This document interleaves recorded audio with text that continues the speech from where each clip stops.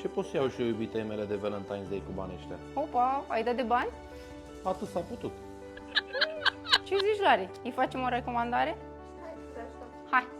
Măi, dacă nu e problemă de money, ia uite ce modele ți-am pregătit. Modelul Elver la 220 de lei, disponibil în două culori, negru sau alb. E superb, bijuterie. Le avem și în varianta ghetuță. De ce tari sunt. Astea sunt 230 de lei, cu fermoar, foarte mișto. Hai să-ți arăt ce mai am pe aici. Mai am modelul Ilva, tot din noua colecție, mi-a plăcut foarte mult, 220 de lei costă, disponibil în 4 culori. Ia vină mai aproape, Lari, să vadă ce detalii drăguțe are. Pietricelele astea. Hai să-ți arăt și celelalte culori. Alb, alb și negru